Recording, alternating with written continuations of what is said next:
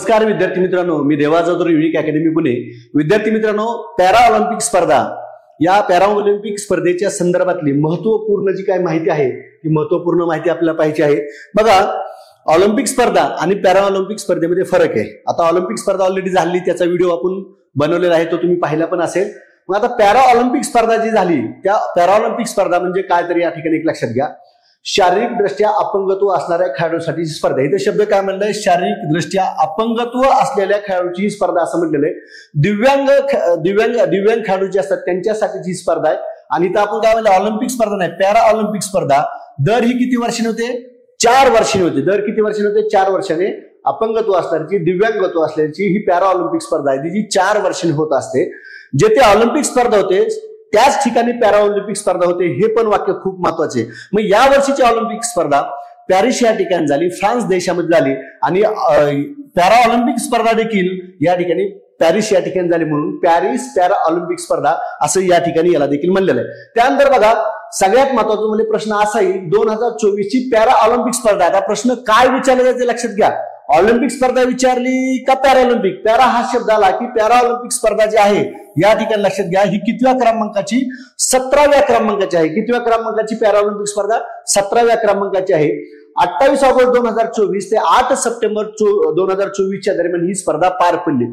Factual स्वरूपात para Olympic स्पर्धेवर कोणता जरी प्रश्न आला तरी या ठिकाणी एक लक्षात घे की ह्या जे मी माहिती आता सांगितलेले यापैकी कोणताही प्रश्न तुम्हाला विचारला जाऊ शकतो.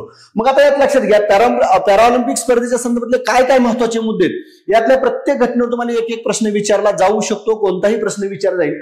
आता बघा, उद्घाटन ध्वजवाद या ठिकाणी एक लक्षात घ्या, भाग्यश्री जाधव ही महाराष्ट्राचे खेळाडू आहे, नांदेड जिल्ह्यातील. या खेळाडूला उद्घाटन ध्वजवाहकचा मान मिळाला, गोळाफेक क्षेत्राशी संबंध आहे. आणि समारोप ध्वजवाहकचा जो मान मिळाला महिलांमध्ये प्रीती पाल धावणे, अथलेटिक्सच्या संदर्भातली खेळाडू ह्या प्रीती पालला मिळाला आहे. आता या प्रीती पालला का इथं मान दिलेला आहे या ठिकाणी एक लक्षात घ्या. सगळ्यात या पॅरा ऑलिम्पिक स्पर्धेत 2024च्या 2 पदकं जिंकलेली आहेत, म्हणून तो मान मिळालाय. पुरुष उद्घाटक ध्वजवाहक जो आहे तो सुमित अंतिल आहे भालाफेक मधला, आणि समारोप ध्वजवाहक आहे तो हरविंदर सिंग आहे. हरविंदर सिंगला का मान मिळाला? तर आजपर्यंतच्या पॅरा ऑलिम्पिकच्या इतिहासामध्ये तिरंदाजीमध्ये या ठिकाणी पदक जिंकणारा हरविंदर सिंग हा भारतातला पहिला खेळाडू आहे, म्हणून हरविंदर सिंगला हा मान मिळालेला आहे. म्हणजे उद्घाटक ध्वजवाहक, समारोप ध्वजवाहक, महिला गटात कोण, पुरुष गटात कोण, हा चार्ट मी तुमच्या समोर दिलाय. हा कंपल्सरी पाठ करायचा, याच्यावर प्रश्न विचारला जाऊ शकतो. मग आता आणखीन काय आपल्याला प्रश्न विचारले जाऊ शकतो बघा, भारताचे एकूण सहभागी खेळाडू किती होते असा जर प्रश्न विचारला तर या ठिकाणी एक लक्षात घ्या, भारताचे जे खेळाडू आहेत ते एकूण 84 खेळाडू. किती खेळाडू? 84. आणि त्यामध्ये 32 महिलांचा समावेश. म्हणजे 84 मध्ये किती महिला? 32 महिलांचा समावेश. मग आतापर्यंत पॅरालिम्पिक मध्ये जे काही सहभागी झालेलं पथक होतं, खेळाडू होते, हे सर्वाधिक किती? सर्वाधिक हा शब्द वापरला या ठिकाणी लक्षात घ्या. 84. आजपर्यंत एवढे खेळाडू पॅरालिम्पिक मध्ये कधी सहभागी झाले नव्हते. मग यात भारताचे जे काही 84 खेळाडू सहभागी झाले त्यांनी 12 खेळामध्ये, किती खेळामध्ये? 12 खेळांमध्ये 84 खेळाडू काय झाले होते? सहभागी झाले होते. आता भारतीय दलाचे पथक प्रमुख, त्यालाच आपण काय म्हणतो, सेफ दी मिशन किंवा CDM म्हणतो, सत्यप्रकाश सागवान हे. भारतीय पॅरालिम्पिक समितीचे अध्यक्ष देवेंद्र झांझरिया. टीम पार्टनर स्वयं नावाची होती, ती NGO आहे. एकूण क्रीडा प्रकार टोटल किती होते? 22 होते आणि 170 देशांनी सहभाग घेतला होता. हा भाग सुद्धा खूप महत्वाचा आहे, हा भाग सुद्धा लक्षात ठेवणं गरजेचं आहे. आता त्यानंतर बघा, उद्घाटन जे पार पडलं बघा, उद्घाटन स्टेडियम प्लेस द ला कॉन्कॉर्ड. आता हे पॅरिस मधलं स्टेडियम आहे. आणि समारोप स्टेडियम स्टेड डी फ्रान्स. म्हणजे या ठिकाणी लक्षात ठेवा, उद्घाटन कोणत्या स्टेडियम मध्ये पार पडलं आणि समारोप कोणत्या स्टेडियम मध्ये झाला, हा भाग महत्वाचा आहे. आता उद्घाटक कोण होते? फ्रान्सचे अध्यक्ष कोण आहेत? एम्युन्युअल मॅक्रॉन जे आहेत फ्रान्सचे राष्ट्राध्यक्ष, त्यांनीच याचं उद्घाटन केलंय. आता फ्रान्सचे राष्ट्राध्यक्ष एम्युन्युअल मॅक्रॉन यांना ऑलिम्पिक ऑर्डर इन गोल्ड. आता या ठिकाणी लक्षात घ्या, ऑलिम्पिक ऑर्डर इन गोल्ड आणि ऑलिम्पिक ऑर्डर. बघा, ऑलिम्पिक ऑर्डर पुरस्कार मिळणारा अभिनव बिंद्रा हा दुसरा भारतीय, इंदिरा गांधी नंतरचा.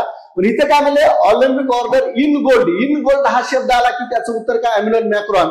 आणि इन गोल्ड हा शब्द नसला, ऑलिम्पिक ऑर्डर हा पुरस्कार म्हणलं की फक्त अभिनव बिंद्रा हे उत्तर येईल या ठिकाणी, अशा पद्धतीनं लक्षात घेऊ शकता. त्यानंतर ब्रीद वाक्य काय? Games wide open. ब्रीद वाक्य काय आहे? Games wide open. प्रथमच भारत 3 खेळामध्ये समाविष्ट. आता पॅराऑलिम्पिक मध्ये बऱ्याच वेळेस काय होतं, आपण अंतिम पदक तालिका पाहतो, खेळाडू पाहतो, त्याची पदकं पाहतो, पण आयोग काय करतो? फिरून प्रश्न विचारतो. मग आता या ठिकाणी लक्षात घ्या, प्रथमच भारताने कोणत्या 3 खेळामध्ये प्रवेश घेतला तर पॅरासायकलिंग, पॅरा रोईंग आणि ब्लाइंड जुडो अशा ह्या 3 खेळामध्ये भारताने प्रथमच सहभाग घेतलेला आहे. आता यात सगळ्यात महत्वाचा आता जो आपण भाग पाहणार आहोत पॅरिस ऑलिम्पिकच्या इतिहासामध्ये विद्यार्थी मित्रांनो 1968 ला आपण सहभाग घ्यायला सुरुवात झाली. 1972 ला आपण पहिलं पदक जिंकलं पॅरा ऑलिम्पिक मधलं मुरलीकांत पेटकर. आपल्या महाराष्ट्रासाठी अभिमानाची गोष्ट आहे. पॅरा ऑलिम्पिक आणि ऑलिम्पिक मध्ये सुद्धा भारताला पहिलं पदक नॉर्मल पिक्चर जर सोडला रेग्युलर मधला खशाबा जाधवनं जिंकून दिलं होतं रेग्युलर ऑलिम्पिक मध्ये आणि पॅरा ऑलिम्पिक मध्ये मुरलीकांत पेटकर यांनी जिंकून दिलं होतं सांगली जिल्ह्यातले इस्लामपूर या ठिकाणचे. दोन्ही महाराष्ट्रीयन खेळाडूंनी भारतासाठी पहिलं पदक या ठिकाणी दिलेलं आहे. आता मग ह्या पॅरा ऑलिम्पिक जी काय पॅरिसची पॅरा ऑलिम्पिक स्पर्धा आहे त्याच्यामध्ये 29 खेळाडूंनी पदकं जिंकली. किती खेळाडूंनी? 29 खेळाडूंनी पदकं जिंकली. म्हणजे 84 खेळाडू सहभागी झाले होते त्यातल्या 29 खेळाडूंनी पदकं जिंकली आणि आजपर्यंतच्या इतिहासातलं हे रेकॉर्ड आहे की सर्वाधिक पदकाचं. एवढी पदकं कधी जिंकली नव्हती. मग 29 खेळाडू त्यांचं पदक संबंधित खेळाचा प्रकार राज्य हा जो चार्ट असेल तो कंपल्सरी पाठ करून जाईल. तुम्ही म्हणता सर 29 खेळाडू विचारतील का? विचारतील. त्यांची वैशिष्ट्ये विचारतील, प्रकार विचारतील, खेळ विचारतील, त्यांचं राज्य विचारतील. त्यामुळे हा जो काही चार्ट आहे पूर्ण म्हणजे बघा आता याच्या पुढे टोटल 29 खेळाडूचा हा चार्ट जो आहे तो कंपल्सरी पाठच करायचा. मी क्रमानं नाव, पंचपदक, संबंधित खेळ, खेळाचा प्रकार आणि राज्य सांगेल. त्याच्यावर काय प्रश्न विचारला जाईल हा सुद्धा भाग सांगेल. अतिशय महत्वपूर्ण असा हा चार्ट आहे तो पाठच करायचा कंपल्सरी. बघा भारतासाठी पॅरा ऑलिम्पिक मध्ये पहिलं पदक जे जिंकले ते अवनी लेखाराने जिंकलं. सुवर्ण पदक जिंकलं. विशेष म्हणजे नेमबाजीमध्ये जिंकलं. खेळाचा प्रकार काय? यशस्वीवन आणि राज्य कुठले? राजस्थान. अशा पद्धतीने तुम्ही लक्षात ठेवू शकता. त्यानंतर दुसरं पदक जिंकलं नितेश कुमारनं. सुवर्ण पदक जिंकलं बॅडमिंटन मध्ये. खेळाचा प्रकार यशल-3 आणि राज्य कुठले? हरियाणा. त्यानंतर सुमित अंतिलनं जिंकलं. सुवर्ण पदक जिंकलं भालाफेक मध्ये F64 मध्ये हरियाणा राज्य. त्यानंतर हरविंदर सिंगने जिंकलं. सुवर्ण पदक जिंकलं तिरंदाजीमध्ये एकेरी रिकव्हर हरियाणा राज्य. त्यानंतर धरमबीर सिंहनं जिंकलं सुवर्ण पदक क्लब थ्रो F51 प्रकार राज्य कुठलं? हरियाणा. त्यानंतर प्रवीण कुमारनं 6वं पदक जिंकलं. सुवर्ण पदक जिंकलं उंच उडी T46 प्रकारामध्ये राज्य कुठलं? उत्तर प्रदेश. त्यानंतर नवदीप सिंहनं सुवर्ण पदक जिंकलं भालाफेक F41 प्रकार हरियाणा. आता या ठिकाणी लक्षात घ्या सुवर्ण पदक किती जिंकले? मग आपण 1, 2, 3, 4, 5, 6 आणि 7 म्हणजे पॅरा ऑलिम्पिक मध्ये भारतानं सुवर्ण पदक किती जिंकलेले आहेत या ठिकाणी लक्षात घ्या. टोटल 7 पदकं जिंकली म्हणजे सुवर्ण पदकं एकूण 7 भारताने जिंकलेली आहेत. त्या 7 खेळाडूची नावं जी आहेत नवदीप सिंह पर्यंतची आहेत. आता नवदीप सिंहचं तर असं आहे रौप्य पदक जिंकलं होतं परंतु या ठिकाणी एका खेळाडूने चुकीच्या पद्धतीनं ध्वज फडकवला म्हणून त्याचं ते पदक रद्द केलं आणि भारताच्या नवदीप सिंहला रौप्य जिंकलं होतं त्याचं रद्द केल्यामुळं रौप्य पदकावरनं या ठिकाणी सुवर्ण पदक देण्यात आलं. हे आगळी वेगळी घटना घडलेली ह्यावेळेस. नवदीप सिंह पर्यंतचे हे सुवर्ण पदक विजेते 7 खेळाडू. त्यानंतर मनीषनं बघा त्याच्यामध्ये 7 खेळाडू आहेत सुवर्ण पदक म्हणजे किती? 7. आता त्यानंतर रौप्य पदकचे खेळाडू किती आपल्याला पाहिजे बघा. मनीष नरवालनं जिंकलं रौप्य पदक नेमबाजीमध्ये SH1 प्रकारायन राज्य हरियाणा. त्यानंतर निशाद कुमारनं रौप्य पदक उंच उडी T47 हिमाचल प्रदेश. त्यानंतर योगेश कुतिनिया रौप्य पदक थाळीफेक F56 मध्ये चंदीगड या केंद्रशासित प्रदेशामधला तो आहे. त्यानंतर या ठिकाणी लक्षात घ्या की तुलसीमती मरुगेसन रौप्य पदक बॅडमिंटन SUS तमिळनाडू राज्य. सुभाष यतिराज रौप्य पदक बॅडमिंटन SU4 उत्तर प्रदेश. शरद कुमार रौप्य पदक उंच उडी T63 प्रकार बिहार राज्य. अजित सिंग रौप्य पदक भालाफेक F46 उत्तर प्रदेश. सचिन खिल्लारी हे महत्वाचं आहे या ठिकाणी. सचिन खिल्लारी रौप्य पदक गोळाफेक F46 महाराष्ट्र. प्रणव सुरमा रौप्य पदक club throw F51 Haryana. Mona Agarwal आता इथं काश्य पदकाची यादी इथं सुरू होती म्हणजे बघा आता आपण वाचली जी यादी ती कुठली? रौप्य पदकाची यादी. मग आता रौप्य पदक किती आपण परत एकदा बॅकला जाऊ आणि इथनं काउंट करू. बघा 1, 2, 3 त्यानंतर 4, 5, 6, 7, 8 आणि 9 म्हणजे या ठिकाणी लक्षात घ्या रौप्य पदक भारताने किती जिंकली? 9 जिंकलेत. सुवर्ण पदक मी तुम्हाला किती सांगितली होती? 7. विषम संख्यात 7 जिंकली सुवर्ण पदक. या ठिकाणी 9 रौप्य पदक जिंकलेत आणि ह्या 9 रौप्य पदकामध्ये आपला प्रश्न विचारला जाईल तो म्हणजे सचिन खिल्लारीवर विचारला जाईल. याच्या मागचं कारण आहे, हा महाराष्ट्रीयन खेळाडू आहे आणि महाराष्ट्राने 1984 नंतर या ठिकाणी पदक जिंकलेलं आहे. महाराष्ट्राचे 3च खेळाडू आहेत, मी ते प्रश्नामध्ये घेतलेलं आहे. कोणते 3 आहे तुम्हाला मी त्या ठिकाणी सांगेल की पॅराऑलिम्पिक मध्ये आतापर्यंत महाराष्ट्राच्या 3च खेळाडू. 84 नंतर सचिन खिल्लारीनं पदक जिंकले महाराष्ट्रासाठी. मग या ठिकाणी 9 रौप्य पदक जिंकली. आता आपण काश्य पदक, ज्याला ब्रॉन्झ पदक देखील म्हटलं जातं, बघा मोना अग्रवालनं जिंकलं काश्य पदक, नेमबाजीमध्ये जिंकलेलं आहे. SH1 प्रकार राजस्थान. प्रीतीपाल काश्य पदक धावणे T35 उत्तर प्रदेश. रुबिना फ्रान्सिस काश्य पदक नेमबाजी SH1 मध्य प्रदेश. प्रीतीपाल काश्य पदक धावणे T35 उत्तर प्रदेश. त्यानंतर बघा मनीषा रामदास काश्य पदक बॅडमिंटन SUVS राज्य कुठलं? तमिळनाडू. शीतल देव आणि राकेश कुमार ह्या 29 यादीमध्ये मित्रांनो शीतल देव आणि राकेश कुमार हे दोघच आहेत की मिश्र मध्ये त्यांनी जिंकले काश्य पदक तिरंदाजीमध्ये, मिश्र तिरंदाजी, आणि हे दोघंही जम्मू काश्मीर राज्याचे आहेत. त्यानंतर नित्याश्री श्रीवन काश्य पदक बॅडमिंटन SS6 तमिळनाडू. त्यानंतर दीप्ती जीवनजी काश्य पदक धावणे T20 प्रकार तेलंगणा राज्य. मरियप्पन थंगावेलू काश्य पदक उंच उडी T63 बिहार राज्य. सुंदर सिंग गुजर काश्य पदक भालाफेक F46 राजस्थान.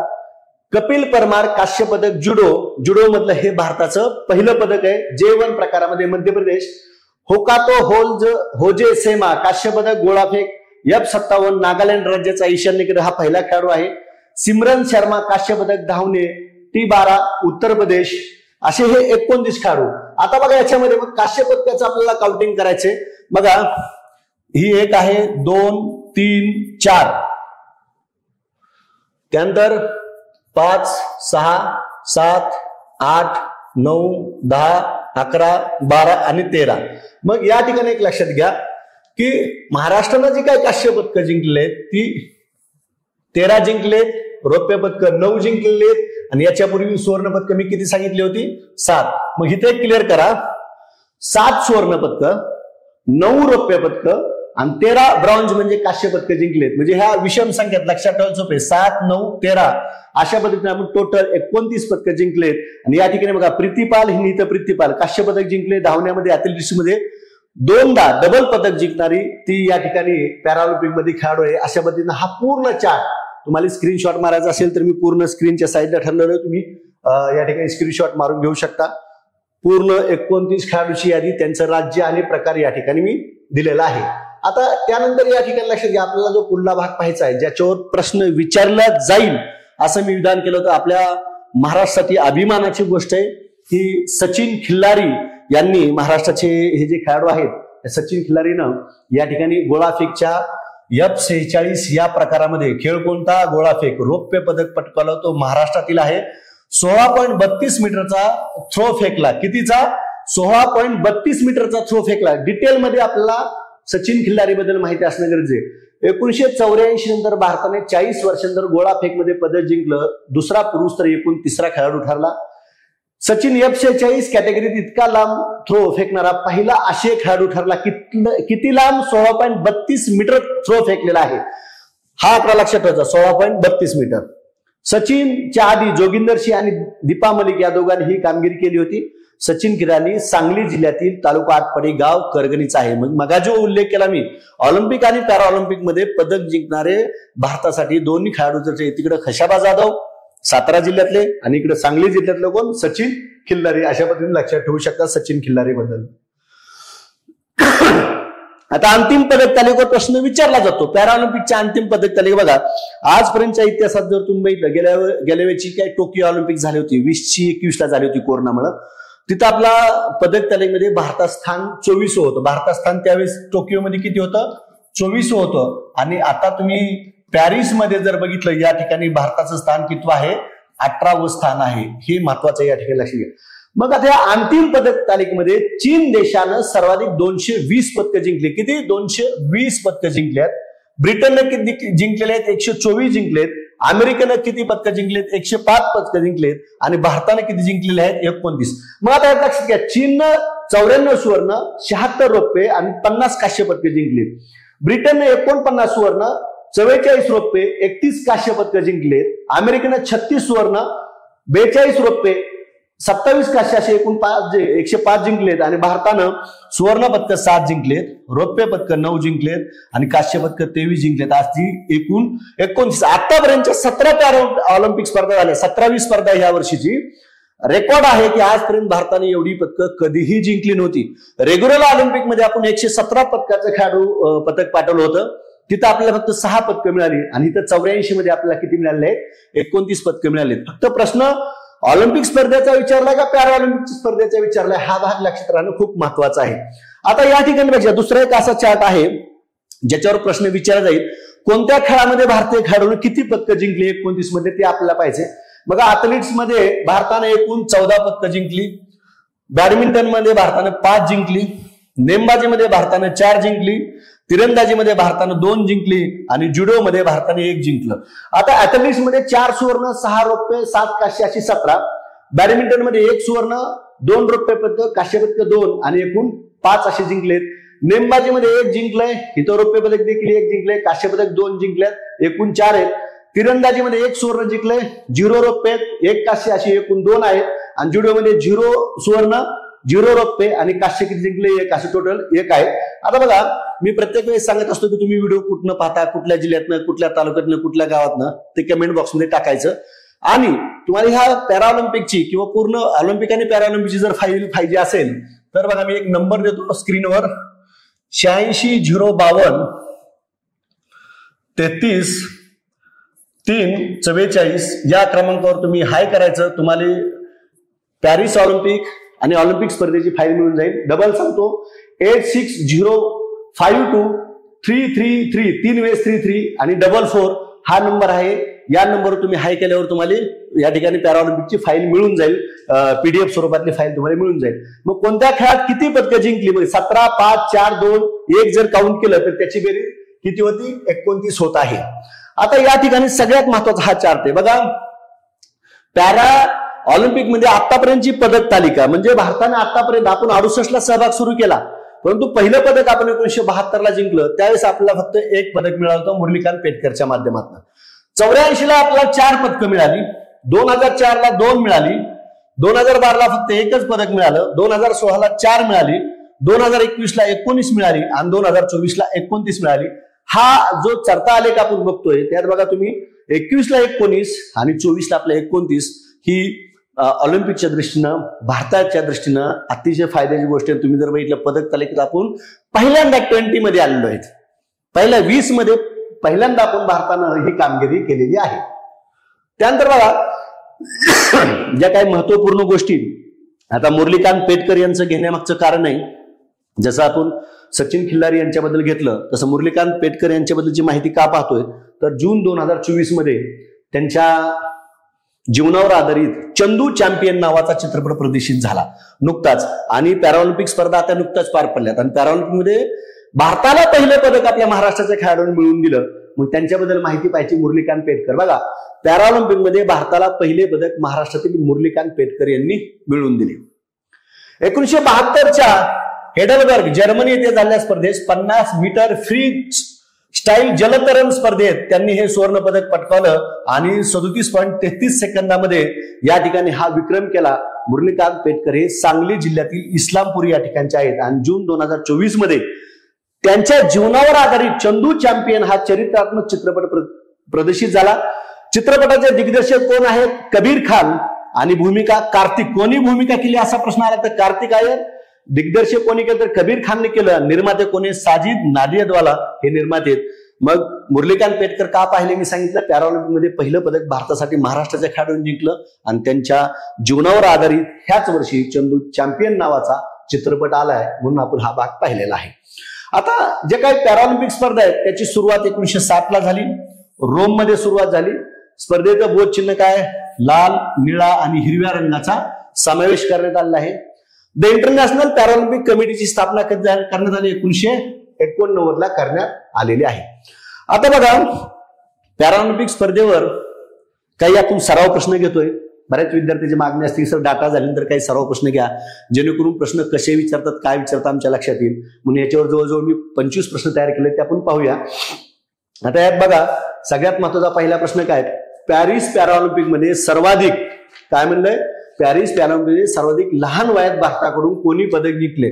आता इथं काय म्हणलेलं बघा या ठिकाणी, सर्वाधिक लहान वयात म्हणले कोणी पदक जिंकलं असा प्रश्न विचारलाय. तर याचं उत्तर शीतल देवीने जिंकले. 17व्या वर्षी हे पदक जिंकले. शीतल देवीचा तुम्ही व्हिडिओ बघितला असेल, सोशल मीडियावर व्हायरल झाला होता. दोन्ही हात नसताना पायानं तिरंदाजीचा नेम साधला आणि या ठिकाणी शीतल देवीने पदक जिंकलेलं. मी चार्ट मध्ये दिले शीतल देवी बद्दल माहिती. आणि सर्वात लहान वयामध्ये हे पदक जिंकले, वयाच्या 17व्या वर्षी हे पदक जिंकलेलं आहे. त्यानंतर दुसरा, खालीलपैकी कोणत्या खेळाडूने रौप्य पदक पटकावले परंतु इटलीच्या स्वर्ण पदक विजेते बेत सहाया सादेकचे पदक काढून घेतल्यानंतर त्यास रौप्य पदकाऐवजी स्वर्ण पदक मिळाले? हा भारतीय खेळाडू जे आहे त्या भारतीय खेळाडूचं नाव आहे नवदीप सिंह, जे मी सुरुवातीला उल्लेख केला. नवदीप सिंह हा रेकॉर्ड केलेलं आहे. तिसरा प्रश्न, पॅरिस पॅरालिम्पिक मध्ये कोणत्या खेळाडूंनी 2 पदके जिंकली? बघा 2 पदके जिंकली म्हणूनच समारोहाचा ध्वज वाहकाचा मान जो मिळाला तो प्रीती पालला मिळाला. धावण्याच्या संदर्भातले खेळाडू अथलेटिक्स मध्ये, म्हणून ह्या प्रीती पालच्या संदर्भात आपल्याला माहिती असणं गरजेचं आहे. त्यानंतर खालील विधाने लक्षात घ्या. बघा टोकियो पॅरालिम्पिकमध्ये भारत 24व्या स्थानी होता, हे विधान बरोबर आहे. पॅरिस पॅरालिम्पिकमध्ये भारत 18व्या स्थानी आहे. टोकियोमध्ये 21ला 24व्या स्थानी होता, पॅरिस मध्ये 18व्या स्थानी आहे. आणि आतापर्यंतची अंतिम पदक तालिकेतील पॅरिस ऑलिम्पिकमध्ये ही सर्वोत्तम कामगिरी आहे, हे देखील विधान बरोबर आहे. म्हणजे याचा अर्थ या पर्यायी उत्तरामध्ये अ ब क बरोबर हे असं या ठिकाणी याचं उत्तर आहे. आतापर्यंतच्या पॅरालिम्पिकमध्ये भारताने एकूण किती पदके जिंकली? हा एक थोडा वेगळ्या पद्धतीचा प्रश्न आहे. टोटल जर पूर्ण चार्ट बघितला विद्यार्थी मित्रांनो, तर आतापर्यंत भारताने 1972 पासून टोटल बघितलं तर आतापर्यंत 7 नाही 60 एवढी पदकं जिंकलेत. हा भाग तुम्ही या ठिकाणी लक्षात घेऊ शकता. किती जिंकली? 60 पदके जिंकलेली आहेत. त्यानंतर बघा आतापर्यंतच्या पॅरालिम्पिकमध्ये भारताने एकूण किती सुवर्ण पदके, आता जी 60 जिंकले त्यात 60 मध्ये किती सुवर्ण पदके असा प्रश्न या ठिकाणी घेतलेला आहे. आणि त्याचं जर उत्तर तुम्ही बघितलं तर या ठिकाणी आपण 16 सुवर्ण पदके जिंकलेत. किती? बघा जो 60चा आकडा आहे त्याच्यावर मी प्रश्न तयार केला. 60 मध्ये काय म्हणले? 16 सुवर्ण पदकं जिंकली. त्यानंतर पुढला प्रश्न बघा, कदाचित रौप्य पदकाचा असेल. भारतानं रौप्य पदक या ठिकाणी किती जिंकलेत? तर 21 जिंकलेत. किती जिंकलेत? 21 जिंकलेत. त्यानंतर पुढला प्रश्न काय असेल? आतापर्यंत बरं का, फक्त पॅरिसचं नाही, आतापर्यंतच्या ह्याच्यामध्ये काश्य पदक किती जिंकली असा प्रश्न या ठिकाणी घेतलाय. तर याचं उत्तर आहे 23 जिंकली. म्हणजे बघा 23, याच्या आधीचं 21 आणि 16, म्हणजे 23 आणि 21 म्हणजे सुवर्ण, रौप्य आणि काश्य अशा पद्धतीनं या ठिकाणी हा आकडा तुम्ही लक्षात ठेवायचा. रौप्य किती आहे? 21 बरोबर आहे. हा इथं उलट झालं, इथं रौप्य 21 धरा आणि इथं काश्य 23 धरा. अशा पद्धतीने ह्या प्रश्नाचे उत्तर लक्षात ठेवा. मी प्रश्न हा मुद्दाम का फॉर्मॅट केला बघा, 60 जिंकल्यात पण 60चं बायफर्गेशन काय तुम्हाला सांगितलं बघा. 60चं बायफर्गेशन काय सांगितलं तर 16 सांगितलं आणि 21 सांगितलं, रौप्य आणि काश्य अशा पद्धतीचा हा प्रश्न आहे. मग आता या ठिकाणी लक्षात घ्या, भारताने पॅरिस पॅरालिम्पिकमध्ये सर्वाधिक पदके कोणत्या खेळामध्ये जिंकली? आता इथं पॅरिस शब्द टाकलाय बरोबर आहे. पॅरिस अथलेटिक्स मध्ये जिंकले बरोबर. अथलेटिक्स मध्ये कोणत्या खेळाचा सहभाग असतो? बघा काय म्हणले तर 17 पदकं जिंकलेत आपण टोटल. तर या ठिकाणी एक लक्षात घ्या की इथं 17 पदकं अथलेटिक्स मध्ये कोणत्या खेळाचा सहभाग असतो हे तुम्ही टाकायचं आहे. तुम्हाला मी प्रश्न काय सांगितलं, कमेंट बॉक्स मध्ये काय टाकायचं? अथलेटिक्स मध्ये किती खेळाचा सहभाग असतो, किती खेळांपेक्षा कोणत्या खेळाचा सहभाग असतो हे उत्तर देणं तुम्ही अपेक्षित आहे. त्यानंतर बघा 10 नंबरचा, पॅरिस पॅरालिम्पिकच्या संदर्भात या स्पर्धेत भारताने 7 सुवर्ण पदके जिंकली, हे विधान बरोबर आहे. या स्पर्धेत भारतानं 9 रौप्य पदकं जिंकली. या स्पर्धेत भारतानं 13 काश्य पदकं जिंकली. अशा स्वरूपाचा प्रश्न आहे आणि याचं उत्तर हे तिन्ही विधानं बरोबर आहेत. म्हणजे अ ब क बरोबर आहे अशा पद्धतीने लक्षात घ्या. त्यानंतर खालील विधान लक्षात घ्या. प्रीती पालने 100 मीटर शर्यत 14.21 सेकंदात पूर्ण केली. मी चार्ट मध्ये किती सेकंदात पूर्ण केले हे कव्हर केलं होतं, पण प्रश्नच कव्हर केले जेणेकरून जर 100 मीटर विचारलं, 2दा जिंकले, 100 मीटर मध्ये जिंकले, 200 मीटर मध्ये. आता 100 मीटर मध्ये 14.21 सेकंदात आणि 200 मीटर 30.1 सेकंदात पूर्ण केले. मग इथं काय म्हणजे चुकीचं विधान ओळखलं. आता ह्यातलं चुकीचं नाही, मग यापैकी नाही हे त्याचं उत्तर नाही. लक्षात घ्या दोन्ही विधानं काय आहेत? बरोबर आहेत. इथं लक्षात घ्या प्रीती पालला समारोप ध्वजवाहक केलेलं आहे कारण की 2 पदकं जिंकल्या, 14.21 आणि 30.1. त्यानंतरचा पुढला प्रश्न, पॅरिस पॅरालिम्पिक मध्ये मिश्र सांघिक प्रकारात कोणी काश्य पदक पटकावले? तर इथं मी सुरुवातीलाच सांगितले की 2 खेळाडू त्यांनी मिश्र मध्ये जिंकलेलं आहे. मग जिथं शीतल देवी नाव आहे, आता बघा इथं बरोबर आहे, इथं नाव आहे शीतल देवी आणि राकेश कुमार, या दोघांना मिश्र प्रकारात काय केलेलं पदक जिंकलेलं आहे. त्यानंतर ईशान्य भारतातील होकातो होजे सोमा याने गोळाफेक मध्ये काश्य पदक जिंकले. त्याने गोळा किती मीटर फेकला? चार्ट मध्ये आपण बघितलं नागालँडचा खेळाडू आहे, पण इथं काय म्हणले गोळा किती फेकला, तर याचं उत्तर आहे 14.65 मीटर. हे लक्षात घ्या. चार्ट मध्ये मी सगळं डिटेल दिले, पण गोळा किती मीटर फेकला असं आलं तर म्हणून ही प्रश्नात कव्हर केले. 14.65 मीटर या ठिकाणी फेकलेला आहे. त्यानंतर सलग 2 पॅरालिम्पिक मध्ये सुवर्ण पदक जिंकणारे एकमेव खेळाडू कोण? बघा, सलग 2 पॅरालिम्पिक मध्ये म्हणजे टोकियो मध्ये पण जिंकले आणि आता पण जिंकलेले त्या पॅरिस मध्ये अवनी लेकारा हे उत्तर आहे. त्यानंतर 15 नंबर, तिरंदाजी मधील पहिले सुवर्ण पदक भारतातील कोणत्या खेळाडूने जिंकले, अशा स्वरूपाचा हा प्रश्न आहे. तर याचं उत्तर आहे हरविंदर सिंग. म्हणून तर या ठिकाणी तिरंदाजीमध्ये पहिला खेळाडू आहे भारताला पदक मिळवून देणारा, म्हणून समारोपचा पुरुष गटातला ध्वज हा हरविंदर सिंगला निवडलेला आहे. त्यानंतर दीप्ती जीवनजीने 400 मीटर शर्यत किती सेकंदात पूर्ण केली, असा हा प्रश्न आहे. तर याचं उत्तर आहे 52.82 सेकंदामध्ये पूर्ण केली 400 मीटर शर्यत. त्यानंतर पुढला, शरद कुमारने पुरुष उंची उडीमध्ये टिंब मीटर उंच उडी मारून रौप्य पदक पटकावला, असा प्रश्न विचारलाय. 1.88 मीटर. आता हे मुद्दामून घेतले कारण की आपण चार्ट मध्ये किती मीटर, किती भालाफेक, किती गोळाफेक हे दिलेलं नाही, म्हणून इथे मी प्रश्न त्या पद्धतीने फॉर्मॅट केलेले आहेत. मरियप्पन थंगावेलूने पुरुष उंच उडीमध्ये टिंब मीटर उंच उडी मारून कांस्य पदक पटकावले, असा 18 नंबरचा हा प्रश्न आहे. तर 1.85 मीटर हे त्याचं उत्तर आहे. त्यानंतर खालील विधाने लक्षात घ्या. बघा, अजित सिंगने 65.62 मीटर भाला फेकून रौप्य पदक पटकावलं.